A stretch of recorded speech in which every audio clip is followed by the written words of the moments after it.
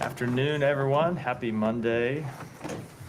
Start with you're all very chipper on a Monday, appropriately chipper. Let me start with some opening comments.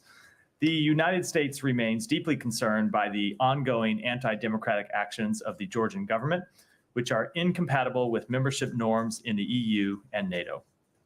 In addition to the passage of the so-called foreign influence law, we have also seen the Georgian government repeatedly violently crack down on Georgian citizens who protested that law. Today, the United States is imposing sanctions on 2 Georgian government officials and 2 leaders of a violent extremist group, as well as imposing visa restrictions on more than 60 Georgian individuals for their involvement in human rights abuses, corrupt practices, or other anti-democratic actions. These actions come as a result of our ongoing comprehensive review of all bilateral cooperation in Georgia due to persistent anti-democratic actions, as well as false statements by senior Georgian government leaders that are contrary to the spirit of our decades-long relationship with the government of Georgia. The Georgian government can recommit to its Euro-Atlantic trajectory by conducting free and fair elections, withdrawing and repealing anti-democratic legislation, and demonstrating significant and measurable progress on outstanding EU accession reform recommendations. The United States has been the biggest supporter of Georgia's economic and democratic development for the past 32 years. Our assistance has focused on making Georgia stronger, more prosperous, and a more capable country, or a country more capable of defending its sovereignty and territorial integrity. We hope that the government of Georgia will return to the path that its people so evidently desire. With that, Matt. Oh, that's it? That's it. Nothing else? That's it. You're sure? Okay. Sure. All right. If I change my mind, I have the podium for I don't know, however much longer I stay up here. Okay. Can before we move on to the Middle East and Ukraine, can I just ask you, is there any more, any detail you can provide about the release from China of this American citizen pastor? David Lin, no, only that we welcome David Lin's release from prison in the People's Republic of China. He has returned to the United States and reunited with his family for the first time in nearly 20 years. Okay, but that's not saying a whole lot. I mean, this is obvious. Every time the secretary or anyone else goes to China, they've raised the cases of detained Americans there. Can you say whether you think that his release was the result of those interventions? I'm not going to. What I will say is that you're right, Matt. Every time the secretary has met with Chinese officials, whether it be in China, whether it be here in the United States, or whether it be in other places where we've met with Chinese officials around the world, he has raised the case of David Lin and other wrongfully detained Americans, and we continue to push for the release of other wrongfully detained Americans. When it comes to David Lin, we are glad to see his release. We welcome it, and we'll continue to push for the release of other Americans. Yeah, I'm just trying to get it. I mean, did the Chinese just do this out of thin air, or is this something that you've been, It's something that we have been working on for some time. I think I'll leave it at that. Okay. Humaira. Sean, sorry, you were speaking. Humaira had her hand. You had words. I'll go to Humaira and come to you next. Do one quick follow-up If they want to stay in China. Sure. Yeah. Just, Go ahead. do you think that David Lin's release Means anything positive about the potential release of the other Americans who are wrongfully detained in China currently? So I don't want to try to forecast one way or the other, and other than to say it's something that we continue to work on. As you know, when the secretary went to Beijing last June, we were trying to restart the relationship so we could work together, not just on the big issues that face the world, where we thought it was important that we have an open line of communication, but also a number of bilateral concerns. And one of the bilateral concerns that we have had is the wrongful detention of American citizens. And so we are pleased to see David Lin's release. It's an important step forward, and we're going to continue to push for the release of other Americans. Can we just follow up? Sure. Can the State Department provide a number? How many Americans have been wrongfully detained in China currently? So I don't have a number here, but there are a number of Americans that we are still working to see released. Mark Swiden is one. Kai Li is another. And then can you please remind us when it was the last time Secretary Blinken met with the Chinese Foreign Minister Wang Yi? He met with Wang Yi in Laos. I believe that was in July, the last time they had a meeting. Are they going to meet in Anga? I don't have any announcements to make, but always, obviously, we always look for the opportunity to meet with the foreign minister to talk through a number of concerns that we have, as well as areas that we can work together.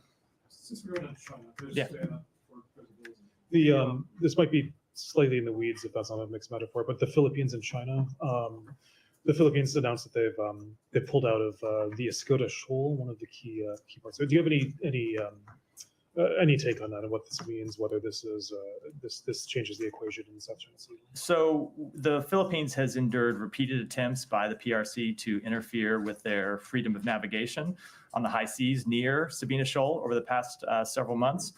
There's no legal basis for the PRC's maritime claims in the South China Sea, and the dangerous ways in which it attempts to enforce those claims put Filipino lives and livelihood at risk. So it is up to the Philippines to decide how they operate their vessels in areas where it enjoys the freedom of navigation in the high seas under international law. And I wouldn't want to forecast what this particular incident might mean, other than to say that we continue to support our Philippine allies. Yeah, I have a China one too. I just, Go ahead, Mara. sorry, not because it's discussion, but are you able to rule out a swap? What do you mean? Are you able to rule out that there was no swap Are you for referring to the release of David Lin? I am not going to say anything else about this process other than I've already said, which is that we welcome his release. Sometimes in diplomacy, the less said, the better. This is one of those occasions. We do welcome his release, and we're going to continue to work for the release of all wrongfully detained American citizens. Can you say at all how instrumental Secretary's meeting with Wang Yi in Laos was to secure? It's certainly something that he raised in that meeting, as he has raised the wrongful detention of American citizens in all of his meetings, and as we know, other senior government officials have raised as well. Yeah, go ahead, Janie. Thank you very much. Two questions on China, Russia, and North Korea. China and Russia are conducting joint exercises near the Korean Peninsula. Do you think there is a possibility that North Korea will directly or indirectly participate in these exercises? I wouldn't want to speculate.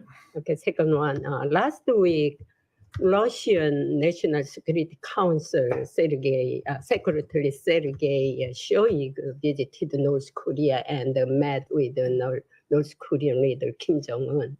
And the Secretary Shoigu requested military support, including weapons and manpower from North Korea in preparation for a conflict with NATO. How do you assess the expansion of cooperation between North Korea and Russia? We continue to be incredibly concerned by the expanding security relationship between North Korea and Russia, both for the support that North Korea continues to provide to Russia to prosecute its illegal war against Ukraine, and for the prospect of Russia assisting North Korea in ways that ultimately will be destabilizing to the Korean Peninsula. Thank you. Hello, North Korea. Go. I'll come. I pointed at Camilla, and I'll come to. Okay, yeah, go ahead then, Nike. Yeah, can you please comment on the recent, Sweden's recent resumption of diplomatic operations in North Korea?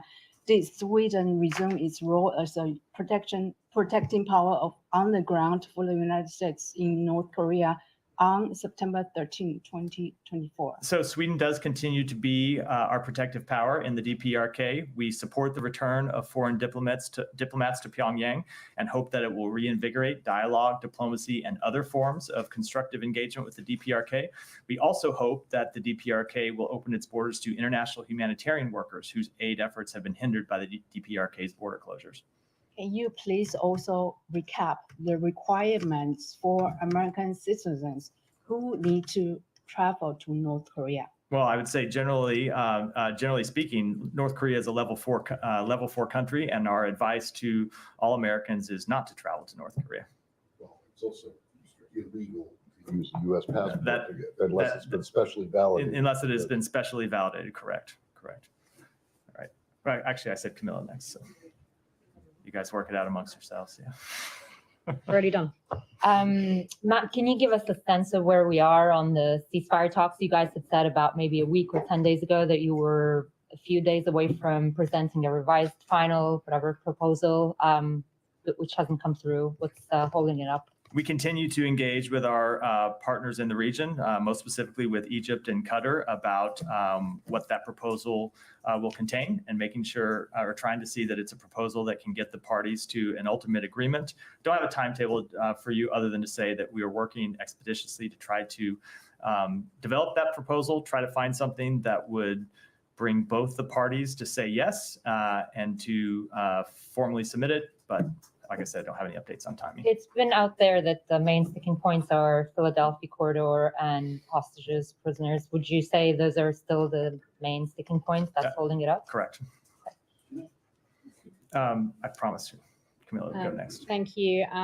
So opposition leader Yair Lapid was just here meeting with the secretary. Do you have any readout from that meeting? I don't. I haven't spoken to the secretary since the meeting. I'll be happy to cover it in the briefing tomorrow. Okay. And also Israeli Defense Minister Yoav Gallant reportedly during his meeting with Amos Hochstein, he said the only way left to return the Israeli residents to the north to their homes is via military action.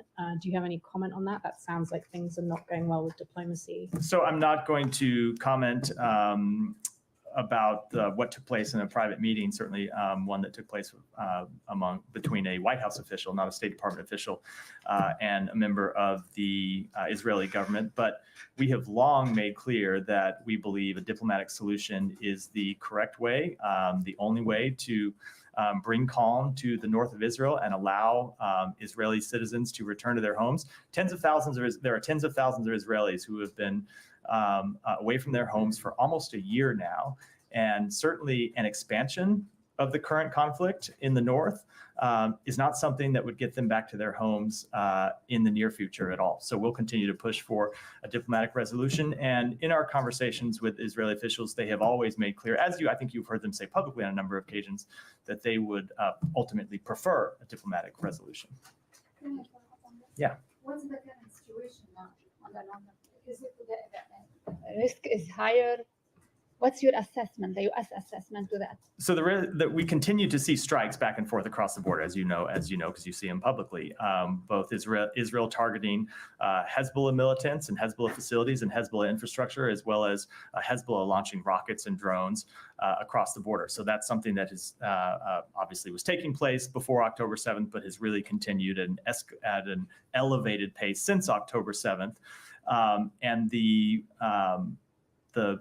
point we have continued to make to Israel and other parties in the region is that ultimately this is something that needs to be resolved diplomatically. And I think the issues here are well known. It's very tough to achieve a diplomatic resolution to the conflict across the blue line as long as there is ongoing conflict in Gaza. And so that's not the chief reason, but one of the primary reasons why we continue to push to get a ceasefire in Gaza, because of the possibility we believe it would unlock for calm in the north. Not only Gallant, also Netanyahu said that today he told the U.S. envoy that Israel will do what's necessary to ensure its security and safely return the northern residents to their homes.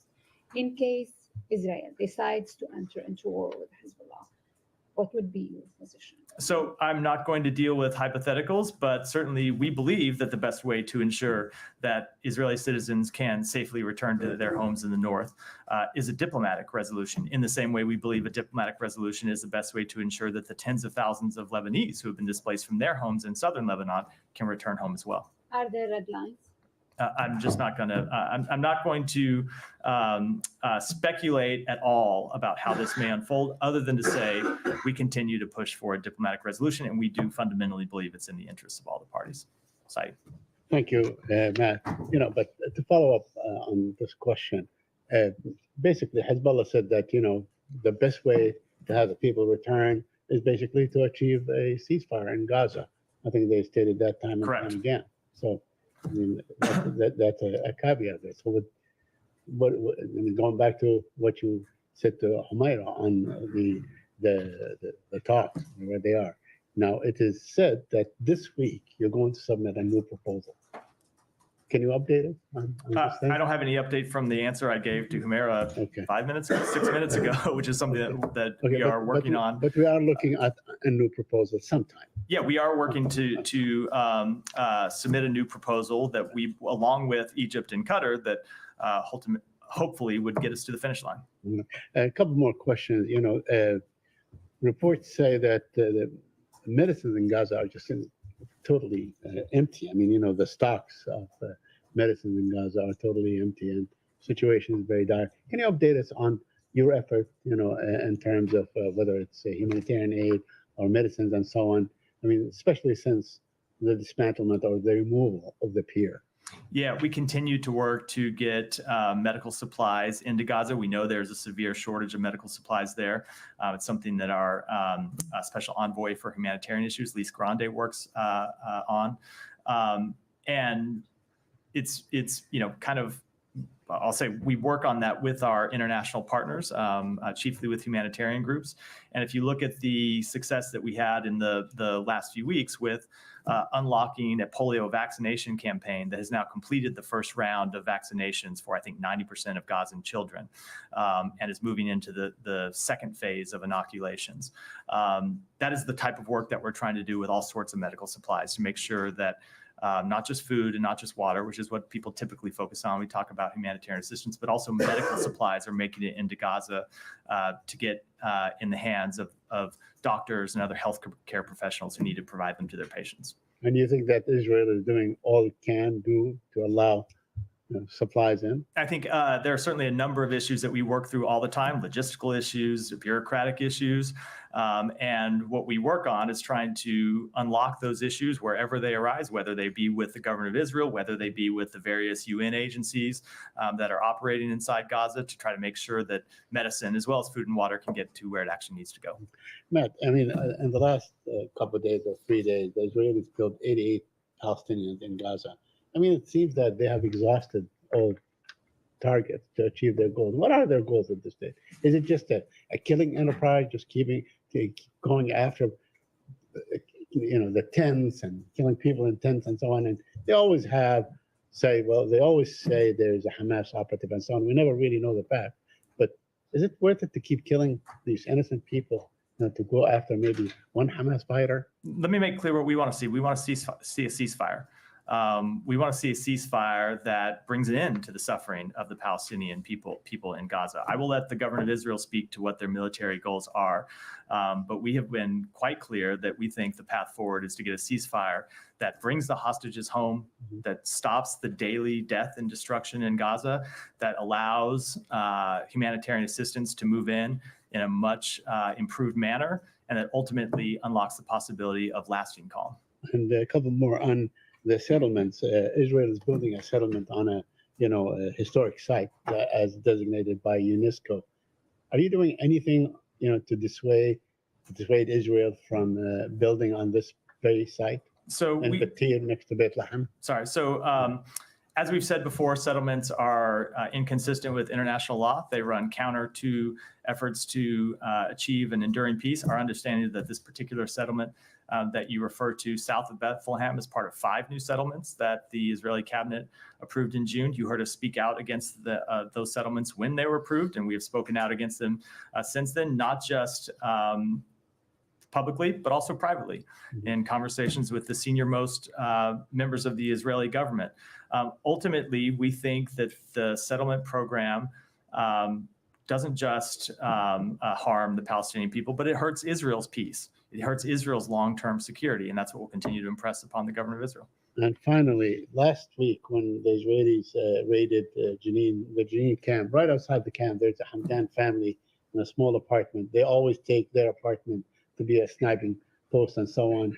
They ruined their apartment and so on. They destroyed everything, but they also stole Ashraf Hamdan, who was 13 years old. They stole his PlayStation. You believe that the Israeli army should either give him back his PlayStation or compensate him for that.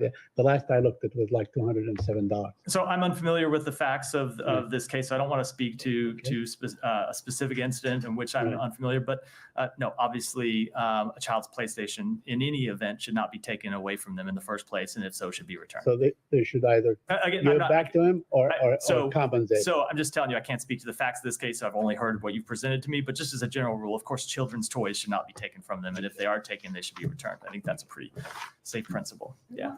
Can I just ask about the West Bank? Just go back to the killing of American Turkish citizen Ayşenur Egi from last week, because the secretary commented on it while he was traveling. I just want to clarify a couple of things. So the IDF said effectively that it was an accident, but then we had reporting, namely Washington Post, saying the shots were like taken after the peak of the protest. So there are like discrepancies suggesting that perhaps it may not be an accident. What is the U.S. assessment on how she was killed? So we are going to await the full criminal investigation that the government of Israel has launched before we make any determinations. Obviously, we are reading very closely the eyewitness accounts, and there have been numerous eyewitness accounts of what happened. You heard the secretary speak to those eyewitness accounts when he made his comments in London last week.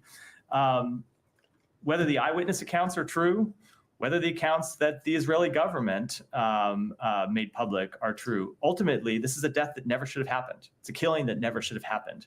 And it's why the secretary made clear that the Israeli security forces rules of engagement need to be changed. So you don't continue to see the killing of unarmed civilians who are doing nothing more than showing up at a peaceful protest. Right. A couple of things there. When do you anticipate this criminal investigation to conclude? I don't have a timetable. I would refer to the government of Israel to speak to. It's ultimately their investigation. Right. But what we have said to them is that we want the investigation to be prompt, we want it to be thorough, and we want it to be transparent. And is U.S. considering to launch its own investigation, given she's a U.S. citizen? We're going to await the outcome of this investigation before we make any further determinations. Okay. And has there been any communication with your Israeli counterparts or IDF since Secretary called for a change in their rules of engagement? Have they assured you that they will take it seriously and they will make changes? There have been ongoing communications about this. The same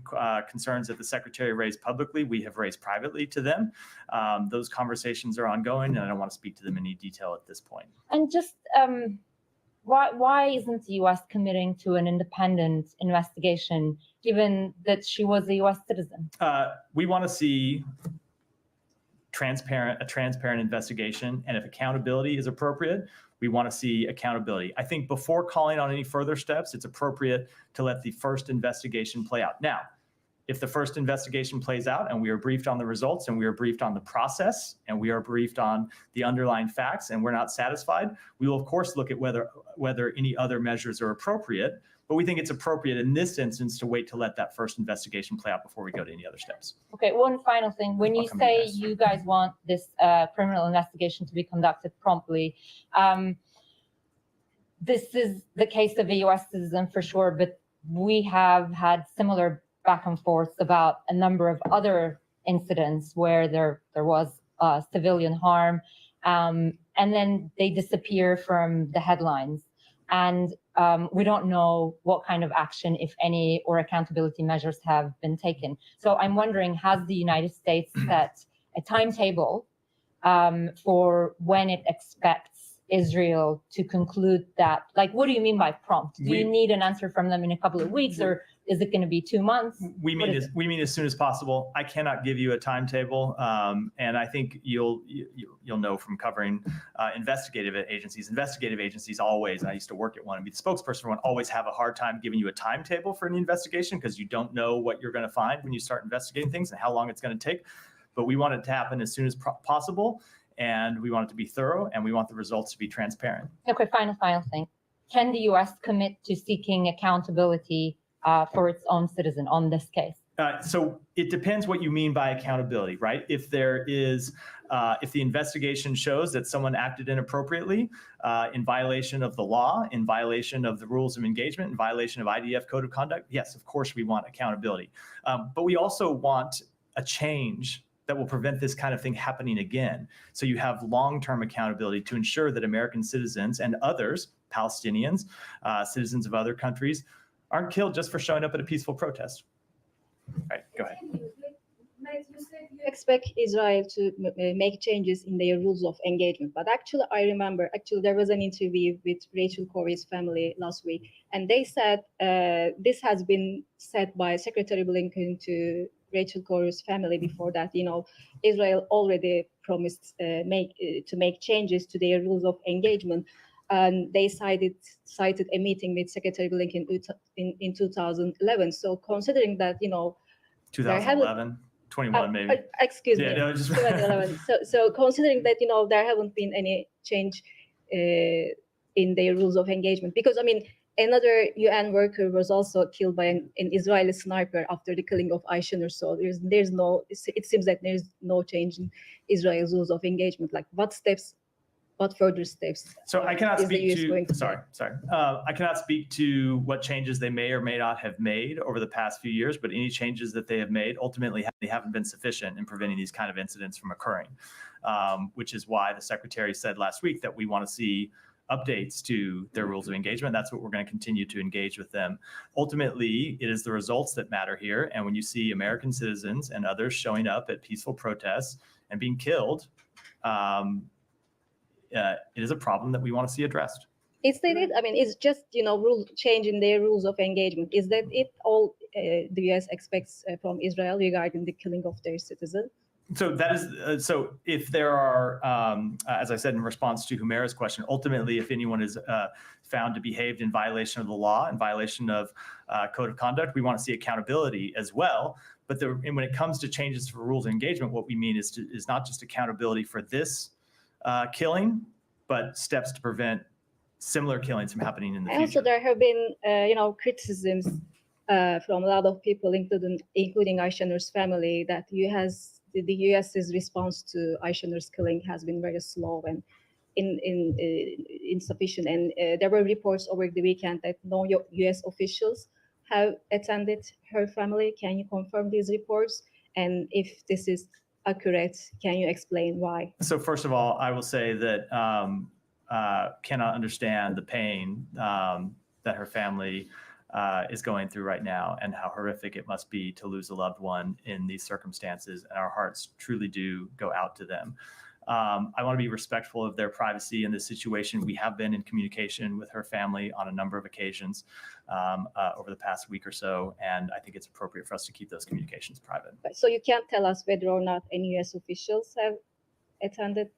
We have been in communication with her family, and as I said, I think I'll keep those communications private. Yeah. On this, when Rachel Corrie was killed, in March 2003, the Israelis came back in 2012. Then, when Shiina Bakr was killed, in May, and then they came back on July 4th, and they said it was unintentional. And this time around, the Israelis are saying that, it was a bullet that ricocheted and so on, which seems to, be accepted in the president. Right? So is the case closed as far as the U.S. government is concerned? It is very much not closed. And I think if you listen to the comments from the Secretary and other U.S. government officials last week, what we said is, even accepting the announced results of the preliminary investigation, even if you accept that as fact for what happened, it still shows that this is a killing that never should have happened. And that's why we want to see changes in Israel's rules of engagement to prevent such killings from happening again in the future. Thank you. Yeah, Alex, go ahead. I'll come to you next. From your opening statement, you said that these actions in Georgia come as a result of our ongoing comprehensive review of the bilateral relationship. Since you haven't finalized your review yet, does that mean that today's sanctions are just a second tranche of multi-layer measures that you are going to take? So I don't know if I would say second, because there are a few different ways to look at this. You saw us impose, when we announced the review in the first place, you saw us impose visa restrictions on a number of Georgian government officials for their anti-democratic actions. And you also saw us announce that we would review our security funding. And subsequent to that, we've announced that we have, not security funding, our overall funding to the government of Georgia. And subsequent to that, you have seen us announce that we have suspended $95 million in funding to the government of Georgia and the review about other U.S. government funding is ongoing. In terms of visa restrictions, you made it clear that you will not name a name. I get that. Correct. But given the disinformation campaign that the government in Georgia has been launching, to dismiss your, sanctions, previous sanctions, wouldn't that be much more effective to point fingers at the violators? Well, naming the... yeah, Alex, you are welcome to go to the United States Congress and ask that lobby to them to change the law to allow us to name the people on whom we've opposed visa restrictions. But until that law is changed, we're unable to do so. But let me try. So if you want to make the effective case, you're barking up the wrong tree. No offense. That's fair. But let me try differently. You sanctioned last time 20 plus assuming MPs, and this time you're stuck with 60 assuming MPs. Some 80 plus pro-Russian MPs voted for a Russian law. Is it fair to expect that all of those MPs are now banned from entering the US? I'm not going to preview any actions at all other than to say that our review, both of potential other accountability actions and other tranches of funding, remains ongoing. Let me get your reaction to their latest campaign. Georgian government is trying to convince the world that it was Georgia, backed by the US, that started a war with Russia in 2008, not the other way around. If you put that in the context, what's the take of? Yeah, I saw the comments. I would just say simply, I don't think Georgia needs to apologize for having been invaded by Russia any more than Georgia needs to apologize for the fact that Russia continues to illegally occupy 20% of Georgian territory. It is Russia that has been the aggressor in invading Georgia and continuing to illegally occupy Georgia, as Russia has been the aggressor with other countries in the region, of course, Ukraine being a very prominent example of that. But about call to Aliyev today, the secretary also spoke with Armenia's prime minister last week. Is he hoping to put together another meeting in New York? So I don't have any announcements to make. Obviously, we always look for opportunities to convene the foreign ministers of Armenia and Azerbaijan. We continue to support the efforts of both countries to reach a durable and dignified peace agreement. They have made significant progress towards finalizing a peace agreement, and we're committed to supporting them in any way that we can, including convening a meeting if that's helpful. I have one more, Iran, if I may. Today, you guys joined a statement with other countries. In terms of 2 years after Masa Amini's death, you guys have a law to impose sanctions, and other countries have done so. Why not using this momentum to announce the sanctions today? We have announced over sanctions on, I think it's over 500 Iranian entities and individuals since the outset of this administration. You've seen us in just the last few weeks announce additional sanctions on Iranian entities and individuals. Some of those sanctions have been for human rights abuses, repeated human rights abuses. And I think you've seen a pretty consistent pattern that shows our record here, but I don't want to preview any upcoming actions. But you are behind in terms of implementation of Masa Act. The conventional report hasn't been filed yet, as far as I understand. We continue to work on that report, and when it comes to other actions, stay tuned. Frank, go ahead. Thank you, Matt. The White House has not contacted Aysenur Agi's family 10 days out from her killing. Eyewitnesses themselves tell us that they actually haven't been reached out to for any Israeli-led investigation. Our colleagues at the Washington Post, of course, as you might have seen, reported footage and testimony that seemed to reveal that the Israeli military misled the U.S. and the world in its initial findings of how and when Aysenur was shot. When is the president, vice president going to reach out to Aysenur's family, and how can the U.S. continue deferring to Israel to investigate itself for killing an American if it has already at best misled and at worst lied in its preliminary findings? And how also, given it hasn't reached out to eyewitnesses? So as I said, first of all, with respect to her family, which we know are experiencing this horrific tragedy, the U.S. government has had a number of conversations with her family. Hold on. Let me just finish. It is not appropriate for me to get into those publicly. I never would in a situation like this, and I'm not going to here. But we have reached out to express our deepest condolences. I will say, when it comes to the investigation, I cannot speak for the investigation that's occurring now, other than to say we're going to expect it to be prompt, thorough, and transparent. And if it's not, I don't think anyone should draw conclusions about an investigation while it's ongoing. But at the end of it, we will certainly be happy to look at how the investigation was conducted, what it produced, if there are any deficiencies, and if we don't find that it meets our standards, we'll have more to say at the time. But is it not a red flag that the initial findings are already being discredited by testimony and footage? So I think I already said, you heard me say earlier, even if you accept the initial findings, they don't present an acceptable outcome, right? You look at the initial findings and they already tell you that something went tragically wrong. And you had the killing of an American citizen that never should have occurred. So when I hear people say that, sort of hold the initial findings up as if they somehow exonerated Israeli security forces, they very much do not. At least in our point of view, they very much do not exonerate them. They reveal the need for a number of changes, and we've made clear that's what needs to happen. But then when it comes to what ultimately happened and getting to the bottom of what ultimately happened, let's see how the investigation plays out. I do think we shouldn't draw any conclusions before it's final. And when we see the ultimate investigation, we'll have more to say based on our assessment of it. And then finally, just on what you've said, that the U.S. is urging the Israeli forces to modify, change its rules of engagement after Aishinur's killing. Of course, there's also World Central Kitchen worker Jacob Flickinger, the teenagers Mohammed Kadur, Tawfiq Abdul-Jabbar, our journalist colleague Shireen Abu Akleh, peace activist Rachel Corrie, 40,000 Palestinians, which of course you've condemned as well, the killing of them.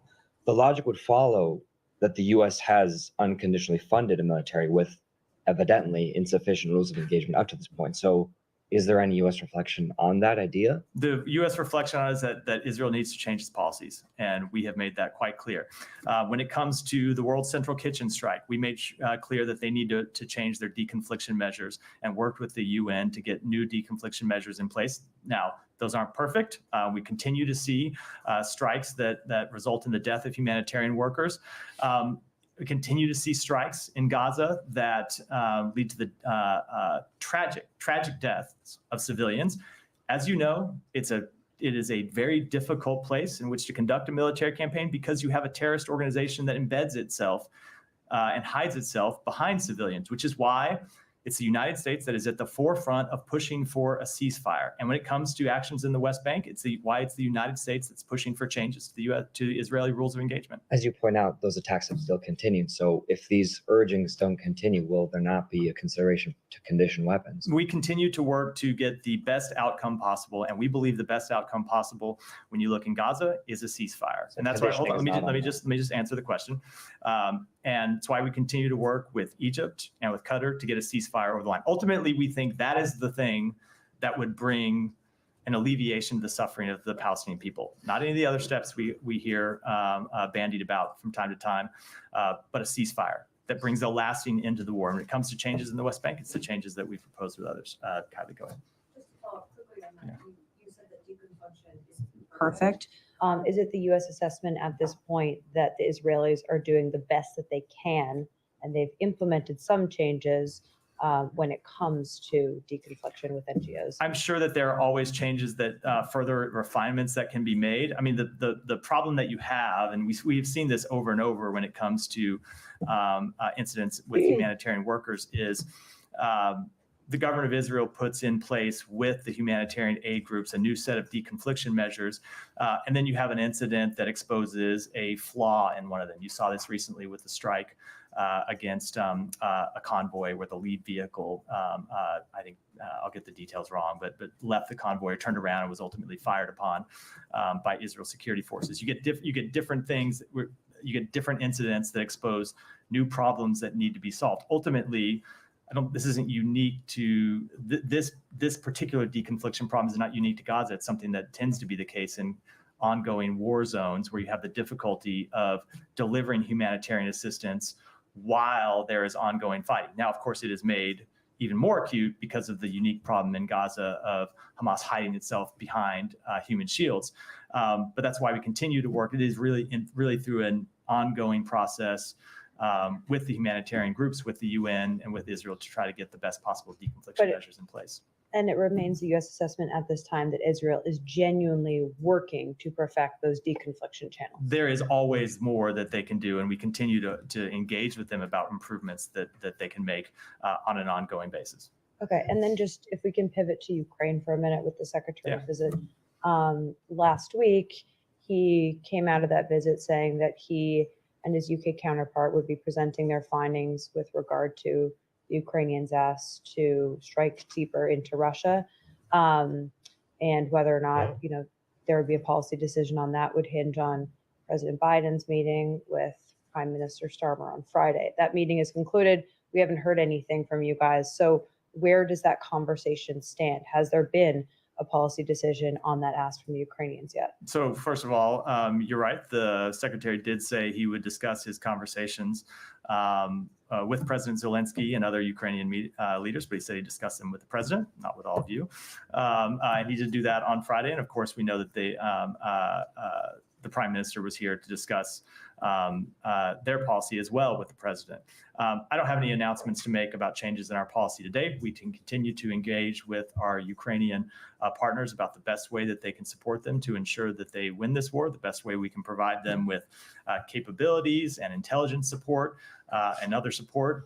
And that will continue to be our commitment, but I don't have any announcements to make on policy. But it's still possible that the policy could change, or you guys have decided to keep it intact the way it is? I don't have any announcements to make today. We always, this is just a general statement that covers our policy when it comes to Ukraine, engage with the Ukrainians about what they need and how best we can support them. And as I know you've all heard the secretary say many times, adapt and adjust those policies as necessary to best support them in a way that makes strategic sense and provides them capabilities that they can actually use and that they can support and that they're trained on. And that will continue to be our policy going forward. So you don't think they need to strike deeper inside Russia right now? I said I don't have any announcements to make about changes today. Yeah, Deepa, go ahead. About the investigation. Does Yeah. this apply to all your allies? When a U.S. citizen is killed, you don't interfere, you wait until the investigation is the outcome of the investigation. And whether it is repeated, and if the incident was repeated many times. So I'm not going to deal with a hypothetical about going forward, but it would always depend on the circumstance. If we saw an ally that was conducting an investigation, or in this case, bless you, conducted an initial investigation, briefed us on the results, and said they were conducting a full investigation, we would certainly take that into consideration in what steps we might take. But that's not to foreclose any further steps on our end if we think it's appropriate and necessary at a later time. Yeah, Jenny. Thank you.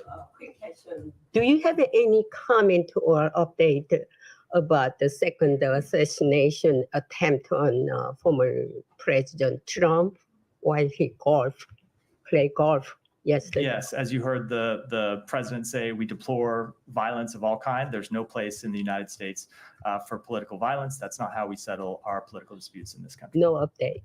The U.S., the State Department's not the investigating agency. I would refer you to the FBI. Gotcha. Thank you very much, Matt. A couple of questions. Today, Ambassador Undersecretary Bass was in Pakistan meeting Army Chief, Deputy Prime Minister, and a couple of other people, and they spoke about economy and security. Did they speak about democracy or Imran Khan at all, or no?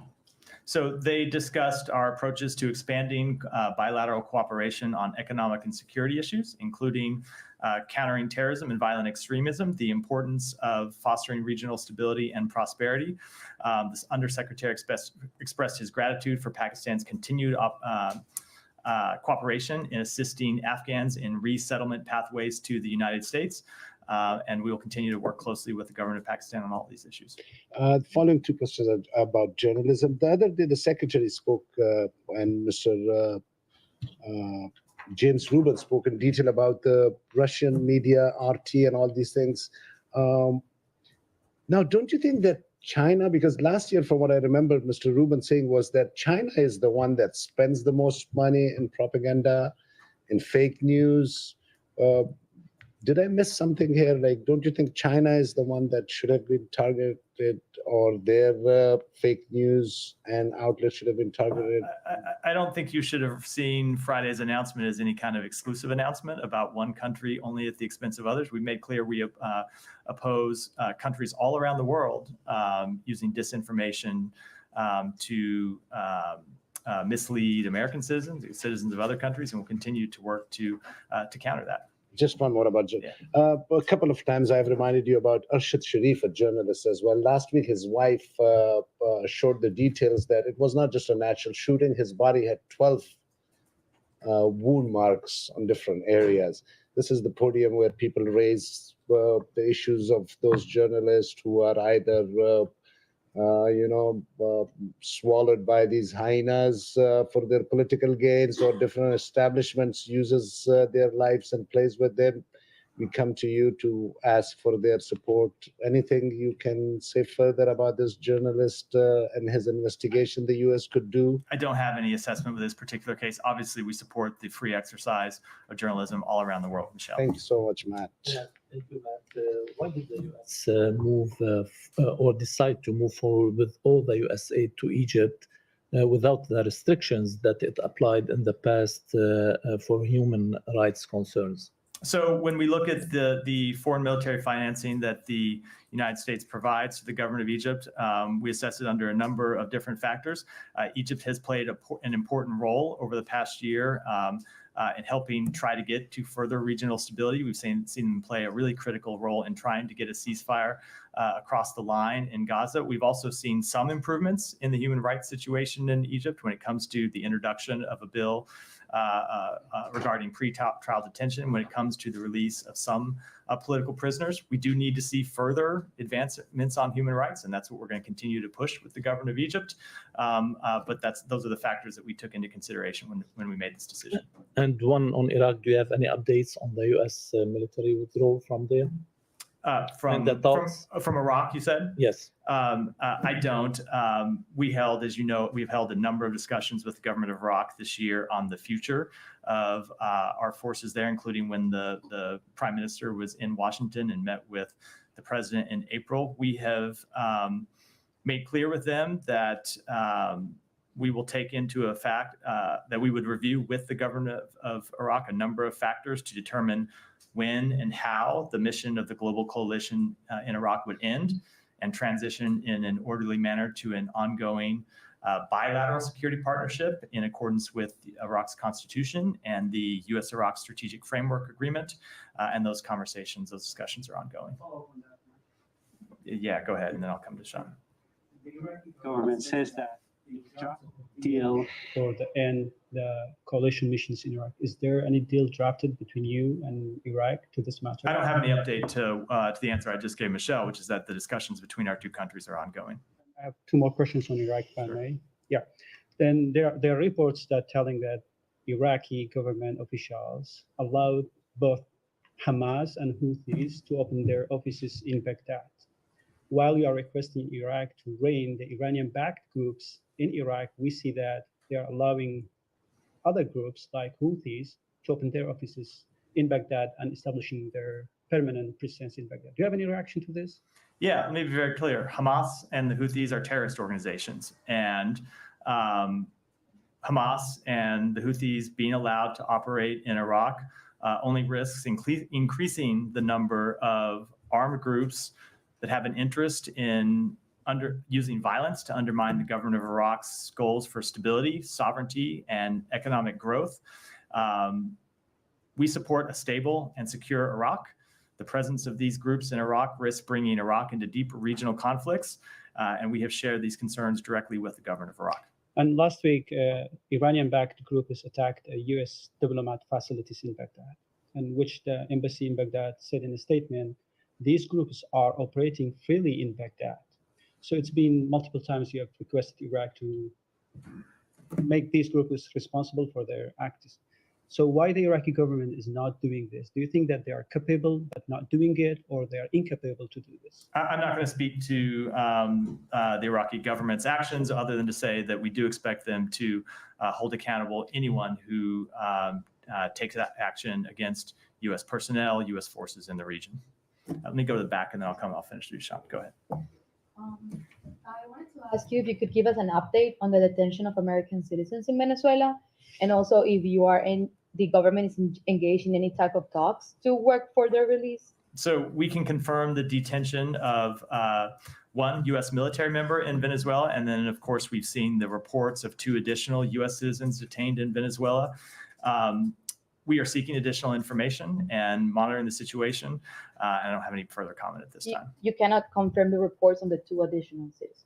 We have seen the reports of them. Obviously, this is a situation where we don't exactly have a close relationship with the government of Venezuela, but we are continuing to engage to try to gather additional information. And then on that, there were also Spanish citizens arrested. And I wanted to ask you if you've been in contact with the government of Spain about it, and if you think this decision has been linked to the fact that the Spanish government granted asylum to Edmundo González Urrutia? So I can't speak to any direct conversations between the U.S. government and Spain. It's not to say that they haven't been happening. I would suspect they are. I'm just not aware of them, and so I can't speak to them.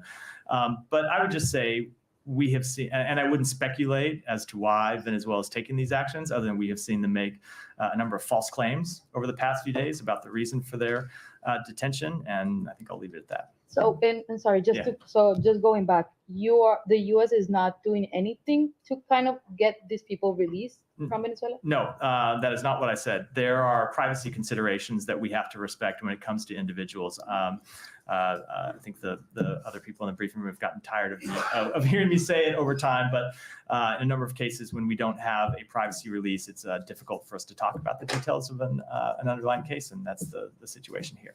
Okay, thank you. What is the U.S. position in Israel's insistence to remain in control of the Philadelphia corridor, which is fundamental point in the negotiations?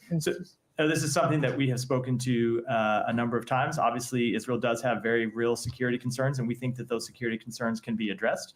We think that they are addressed in the ceasefire proposal that the president laid out on May 31st, as well as the bridging proposal that we put forward in recent weeks, and we're continuing to try to work through how to implement that ceasefire in a way that would ensure Israel's security, as well as alleviate the suffering of the Palestinians. What's happened for the port, the temporary port, it was built exclusively to provide humanitarian aid and food for the people in Gaza. We don't hear anything about it. Is food and humanitarian aid used as a tool to pressure on Hamas? So I can't speak to why you don't hear anything about it. I can never speak to coverage decisions made by the press. I can tell you we continue to work on it. It continues to be something that we are incredibly focused on, trying to get humanitarian assistance in. We are seeing food and water and medicine, but ultimately, 11 months into this conflict, you have to step back and draw the conclusion that the way to get the massive amount of humanitarian assistance that we need to get in is through a ceasefire that would make it easier to get humanitarian assistance in and make it easier for it to move around and get delivered to the people who need it. Sean, the more wrap for today. Could I just follow up? Assistant Secretary Liu, I believe, is in Bangladesh, is or was. Do you have any readouts of his meetings? And more broadly speaking, in terms of the interim government, dealing with Mohammed Yunus, and how does the U.S. assess where Bangladesh is going?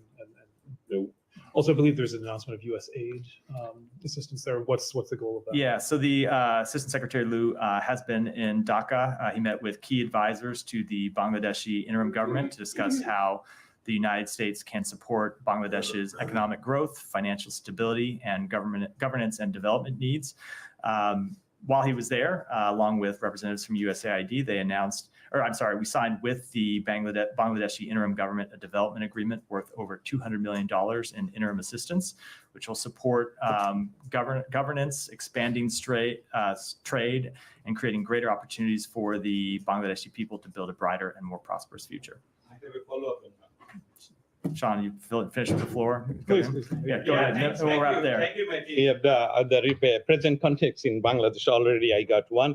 That I have two small questions. Let me go with the Islamist jihadist Mufti Josimuddin Rahmani, chief of the Al-Qaeda-inspired militant outfit, and other militant kingpin from Harkatul Jihad and Hizbut Tahrir, and also Interpol wanted terrorists like Sweden Islam, Iman, and many more released from jail.